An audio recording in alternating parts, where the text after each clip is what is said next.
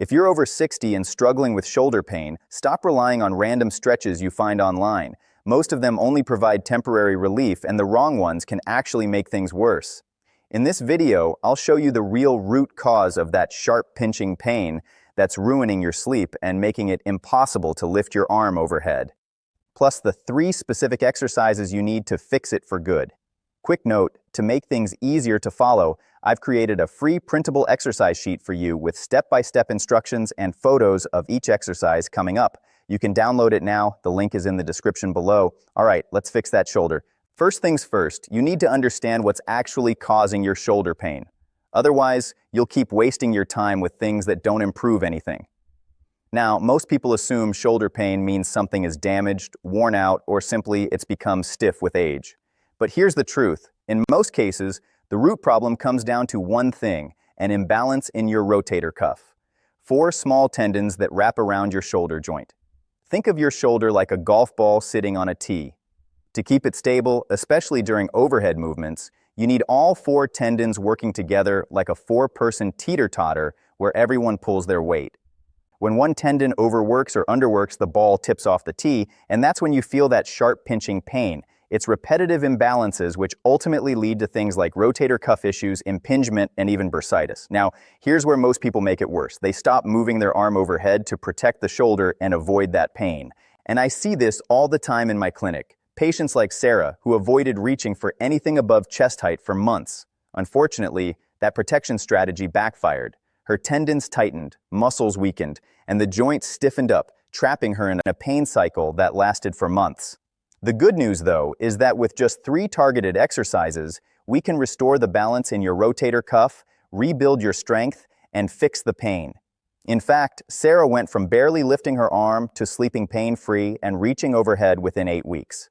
With that, let's jump into a simple 3-step system I use with my patients. It's called the CMS Method. Calm the pain, mobilize the joint, strengthen the tendons. And that order matters. You can't strengthen an inflamed shoulder until you've calmed the irritation first. This whole system takes under 10 minutes, and most patients feel relief after just a few sessions. Exercise number 1 comes from the American Academy of Orthopedic Surgeons and is commonly prescribed for one thing, giving your shoulder joint immediate relief. Here's how to do it. Stand next to a chair or counter and place your good hand on it for support. Lean forward slightly and let your painful arm hang straight down, really letting gravity do the work here. The key, rotate your thumb to point out, away from your body. This opens up the shoulder joint and creates space. From here, gently make circles with your entire arm. Let it hang heavy, don't force it, and go slow. 10 circles in one direction, then 10 the other way. This move is called the pendulum, and you should feel relief almost immediately. If the circles feel good, gradually make them bigger. Do music this 3 to 5 times per day, especially first thing in the morning or before bed. Now, common mistake I see is people rotating their arm mostly through their wrists or forearms. This doesn't work. Focus on moving your entire arm from your shoulder joint. If that version of the pendulum hurts, try this modified one. Keep your arm hanging straight down and just rock your hips forward and backward, letting your body's momentum gently swing the arm. The key is not to move it from the shoulder at all here. This creates the same decompression without active movement. The goal with step 1 is to find a movement and a version of it that reduces your pain. Okay, once you've calmed the inflammation, it's time to mobilize that stiff joint so you can reach overhead again without that pinching sensation. Exercise number 2 restores your range of motion. Grab a hand towel and stand about 2 feet from a wall. Place both hands on the towel against the wall, slightly wider than shoulder width. Slowly slide the towel up the wall as high as you can without forcing it. The wall assists the movement. You're not lifting against gravity just yet. Slide back down. That's 1 repetition. Now, here's the key. As you slide up, let your shoulder blades fan outwards. This creates space in the joint and prevents that pinching feeling. Start within your pain-free range, up and down. Over days and weeks, you'll notice you can slide higher and higher. Do 10 to 15 reps twice a day.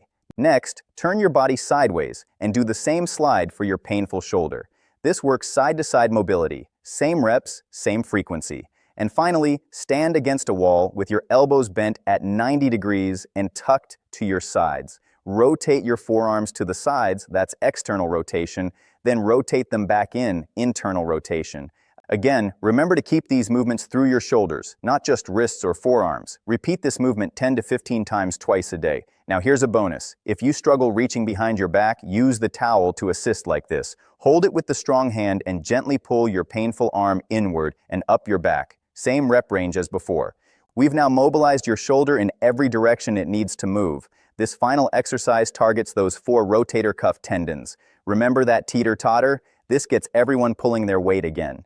And we'll do this in 2 phases. Phase 1 is isometric, building strength without aggravating the pain. Phase 2 adds dynamic movement once you're ready. Starting with phase 1, all you need is a wall. Stand 2 feet back, make a fist, and place it against the wall with your elbow bent at 90 degrees. Push into the wall, firm pressure, nothing moves, but don't overdo it. This movement is called isometric flexion and works the rotator cuff from the front. Hold for 5 seconds, rest, and repeat 5 times. Next, turn sideways and push your elbow into the wall. Same thing. Hold for 5 seconds. 5 repetition. This is isometric abduction and works the rotator cuff from the top and the side. Finally, from the same position, this time push your forearm out, but keep your elbow tucked in.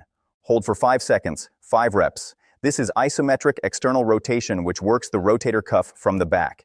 Do all 3 directions 3 times per week. Now, once the isometrics feel easy and pain-free, it's time to move to phase 2 to add movement. Using a light resistance band or a water bottle for overhead strength, lift your arms out diagonally to shoulder height, 10 reps, 2 sets, 3 times per week. Gradually increase the height of the lift and resistance over time.